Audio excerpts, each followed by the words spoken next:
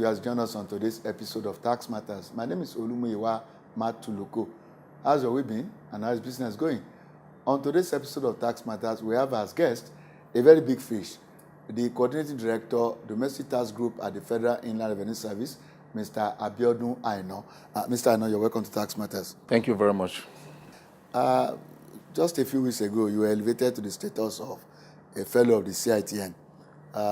So we say congratulations. Thank you once again. Now, as an elder of the profession, what can we expect from you going forward?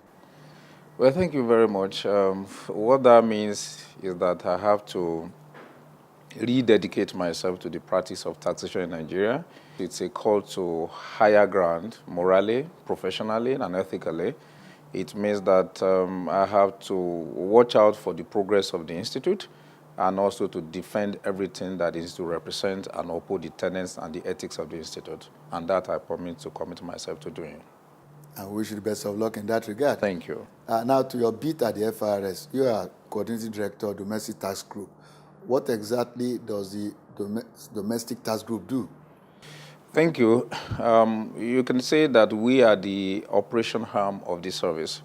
If you look at FRS organogram, it's going to be broadly broken into two. There is the operation arm, and then there's what we call the service support group. So DTG essentially is the operation arm, so which means all tax operations are handled in domestic taxes group, starting from the registration of taxpayer, which is where we begin from in terms of our operations, ensuring that they file their returns at appropriate times. Following up payments also falls within the domestic tax group. Compliance requirement of taxpayers is also monitored within the group.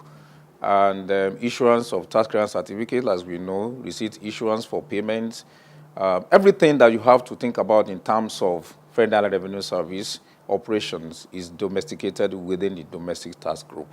Even though the name itself even says domestic tax group, the international arm of our operation also is supervised by DTG as well.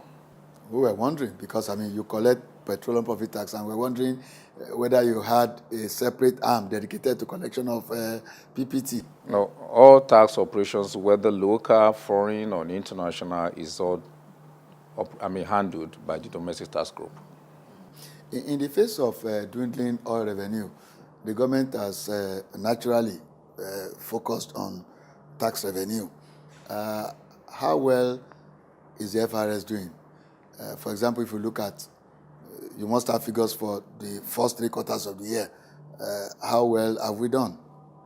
Well, it's a very challenging environment, no doubt about that. But in spite of that and despite that, we've been doing pretty well. We have a target of about 4.993 million for the year.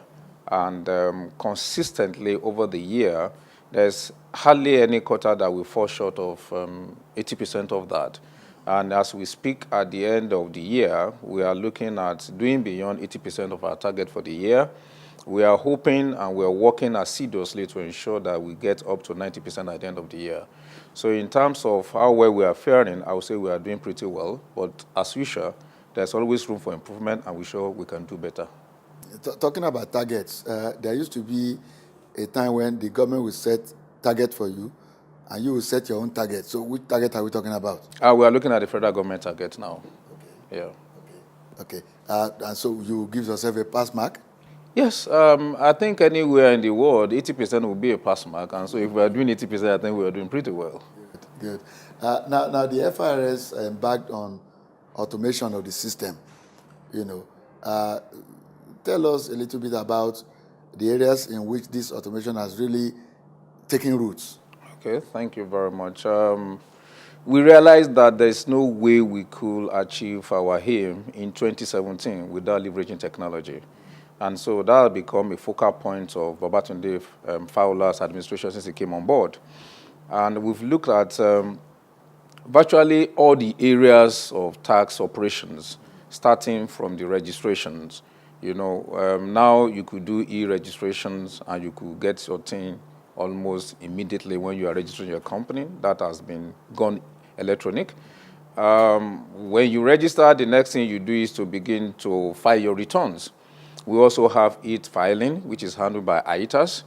That has been done before this administration, but we surely give it life. It's done much better than what it was doing before we came on board.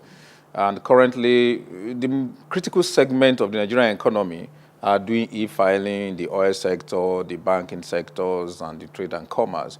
And we have quite a large number of them that are e-filing. So after filing return, the next thing you go into is e-payment. You make payment. Also, that also has got electronic as well. You can make payment 24/7 anywhere in any part of the world today. And so the next logical thing is also for you to get your receipts after you make your payment. We also have gone electronic on that as well too. When you make payment to FRS today, in the Today FRS, you get your electronic receipt within 48 hours after that payment has hit our portal. And then also, you also want to get your tax clearance certificate after you perform your civic obligation. We also have gone electronic on that one as well. And so the entire gamut of the tax process seems to have been, gone electronic in FRS. And so we are leveraging technology seriously. And that has helped us significantly in achieving the target that we have been able to achieve so far. Stamp duty also is another critical one. Before we came on board, you have to manually carry your documents, go to our offices, and get it stamped. But now you could also do your stamp duty electronically as well too.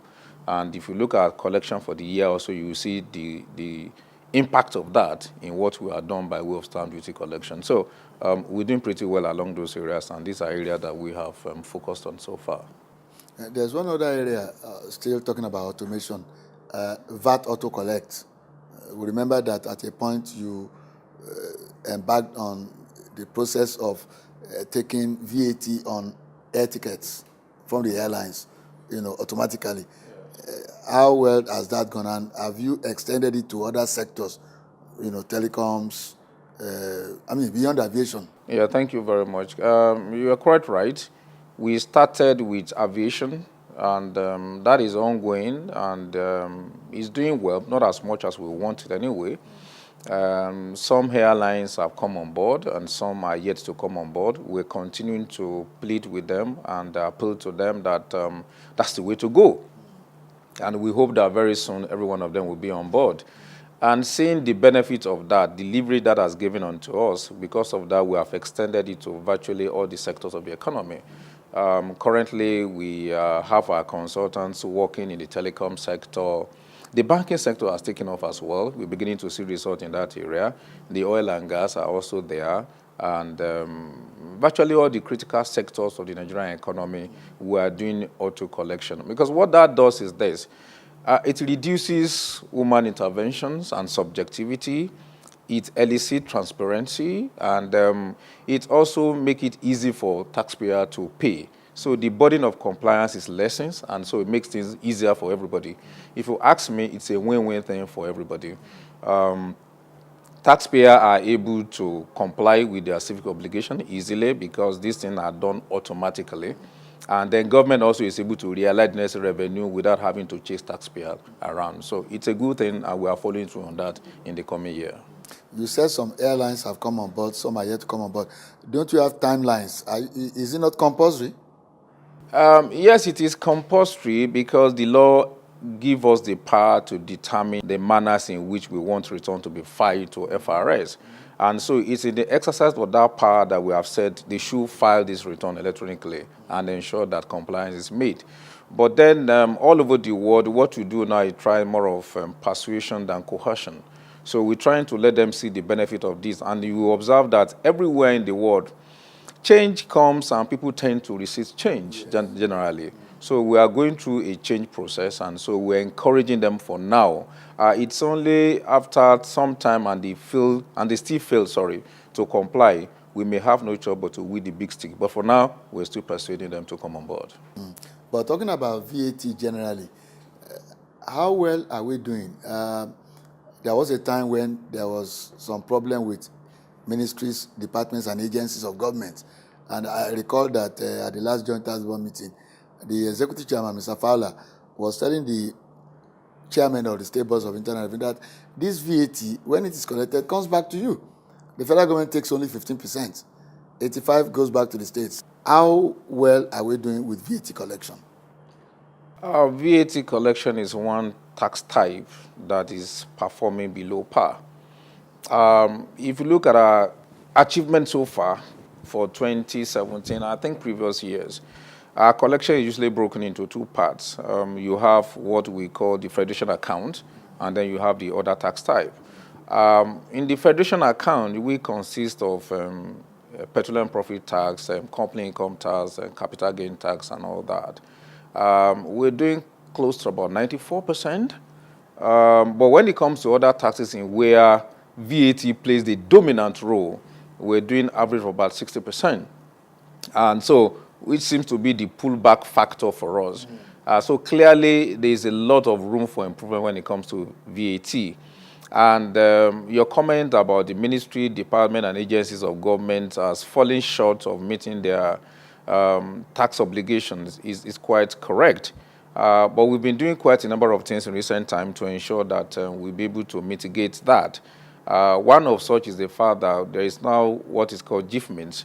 And under the GIFMINS platform, when any government agency make payments, then the withholding tax and the VAT will have to be deducted automatically. It's taking time for that to take root, but in the last 1 month or so, that has taken root from the Office of the Accountant General of the Federation, and therefore it is believed that in the months to come, we'll begin to see significant improvement in that. And beyond that also, the Executive Chairman, Mr. Tunde Fowler, has been engaging seriously with the Governors Forum. Several times he has meetings with them, appealing to them to also ensure that they increase compliance on this. Because like rightly mentioned in your remark, 85% of VAT goes back to the states, and so federal government only share 15% of it. And it's coming to a point that some of those who are compliant are also feeling so changed. Why should my state pay and your state not paying, and then we all come to the table to share? But we think that we are making progress along that line. There's more dialogue, there's more communication. The Governors Forum have also pledged their support that they're going to cooperate. I want to think in 2018 we are going to see a significant improvement in our VAT collection. Okay. We'll go on a short break. When we come back, we'll be looking at registration of taxpayers, because that's one challenge that Mr. Fowler took on when he came in 2015. Don't go away. London, New York or Lagos, business or holiday, home or office, you can now carry out your tax transactions from anywhere in the world. You can now file all your tax returns, pay online, get a receipt, and even process your tax clearance certificate from anywhere in the world online and in real time. All you need to do is log on to www.firs.gov.ng and click on e-services and be introduced to the world of innovation, convenience, and transparency from the FIRS. You can also pay stamp duty as you register a new company with the CAC, or for other transactions that require stamp duty payment online. You can also file your withholding tax returns and determine the withholding tax deducted from you is in government covers, so that you can get your receipt within 45 days as long as the deduction has been remitted. Yes, all of this and more online at www.firs.gov.ng/e-services. FIRS, making tax administration as easy as ABC. Please note that all FIRS services are free of charge. This message is from the Federal Inland Revenue Service. It pays to pay your tax. Welcome back. The program is still Tax Matters, and our guest is Mr. Abiodun Aina, Coordinating Director, Domestic Tax Group at the Federal Inland Revenue Service. Welcome once again, sir. Thank you. When the administration of Mr. Babatunde Fowler took off in 2015, one of the challenges that you took on, and I beg to say that even the states were asked to come on board, is the registration of taxpayers.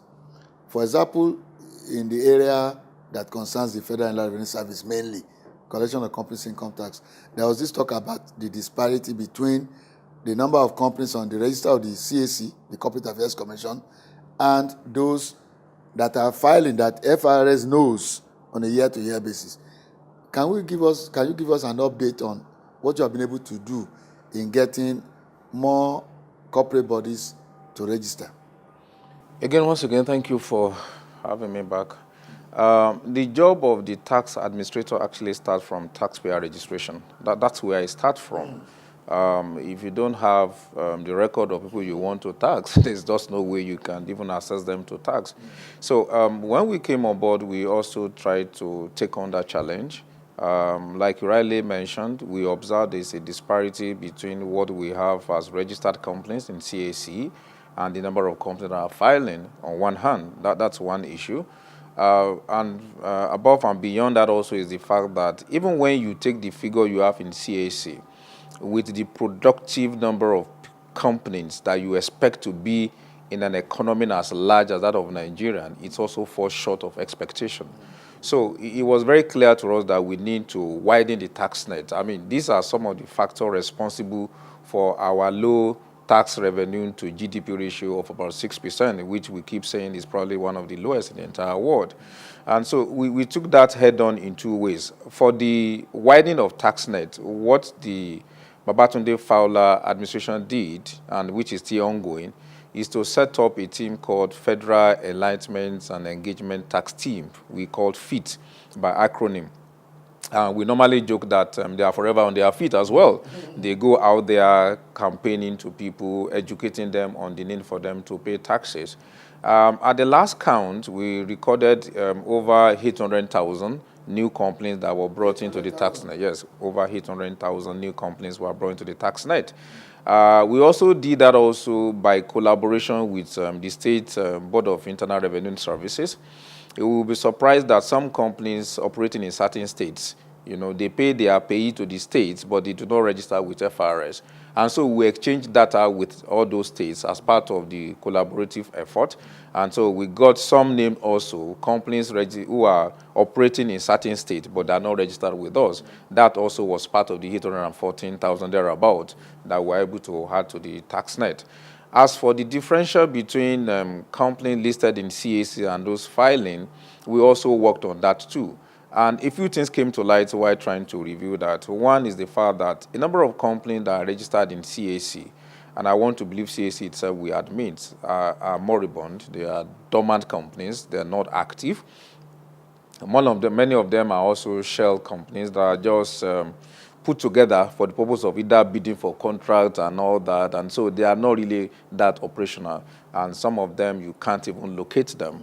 So we had to do a cleanup of our database generally to ensure that we are not just carrying some bogus names on our database, and we did that in order to ensure that we streamline the taxpayer base that we have. So that was the way we tried to resolve that differential, and we are closing the gap. But more interestingly is the fact of the new development that registration now is now electronic. So as you are registering in CAC now, you also must, you must pass through the FRS portal to obtain your TIN. So we are in sync and we are working together. So it's a bit easier for us now to monitor. We know who the directors of the companies are. We know where their addresses are. We don't have to begin to locate them again. So there are challenges, and I think we're addressing them going forward. But what is filing performance like? I mean, okay, you have this 800,000 plus. How many companies duly file returns? Filing compliance is still very poor. And the reason for that is also not far-fetched. Most people are still struggling to come to terms with the fact that they have to pay taxes. It has been our habit and culture in this country not to pay taxes because largely we have been depending on oil. And when oil was there for us, even the government itself was not essentially pressing the citizens to pay their taxes. So filing compliance is still very, very low. But then, like we said, we're trying to improve on that. With e-filing now, we think that things are going to get better, and indeed it's getting better. And with continuous education and enforcement where need be, we're also doing audit. A combination of all these factors will ultimately improve the filing level. And I think also the recent initiative of the federal government by way of voluntary assets and income declaration scheme will also improve the compliance level. It's an opportunity that the government has provided for the entire Nigerians and non-Nigerians that are working and earning income in Nigeria to come forward and rectify their default in the past years. And I must say that people are encouraged with that because if you take advantage of VAT scheme, you are immune, according to Executive Order number 4. They actually use the word immunity, not even forgiveness, instead of immunity. So you are immune from investigation, you are immune from audits, and interest and penalties are gone. And that has spurred some people to want to come forward who have never filed return before. I think that will also add to the compliance level that we are going to witness come 2018. And so maybe I will just seize this opportunity to advise Nigerians to take advantage of the Voluntary Assets and Income Declaration Scheme. It's a time-limited scheme. It's going to end by 31st of March 2018. We have 9 months, and almost 6 months of that is gone. And for those who do not even pay before the end of 2017, they will have to pay interest by 2018. And so it's important that people should take advantage of this. Not only because they just need to comply, but because the consequence of not taking advantage of it is there. A lot of information is now available to the government and FRS as well. And from April 1st, 2018, people will begin to take people on areas of default. And this time around, they'll begin to face prosecution, a criminal one at that. And people risk the chance of going to jail if they fail to comply. So I think it's a good opportunity that every Nigerian should avail themselves of, because it doesn't come too often. We advise that you take very good note of that. The next question, sir, I'm happy to say that it's going to take a different form. In those days when we sat with people like you to talk about withholding tax, it will be something a bit negative. What are you doing to improve the administration of withholding tax and all that? But in recent time, we have noticed very, very tremendous improvement. An MDA paid withholding tax on our behalf, and 48 hours after, we got an alert that so money had been paid as withholding tax, and we were the beneficiary. There was another time that we paid on behalf of some TV stations, and under 48 hours, we got an alert. What have you been able to do? What's responsible for this? Well, I said it earlier on that in 2017, it will be very difficult for us to achieve our mandate without leveraging on technology. It's the same scheme that brought in the e-receipt that also brought in the e-withholding tax credit note. And so the moment you make a payment, you file your returns in terms of withholding tax payment, both parties get an alert from us. The paying entity gets an alert to say, okay, we've received the payment on behalf of those from where the companies where the withholding tax was deducted. And then the companies whose withholding tax was deducted also is notified immediately.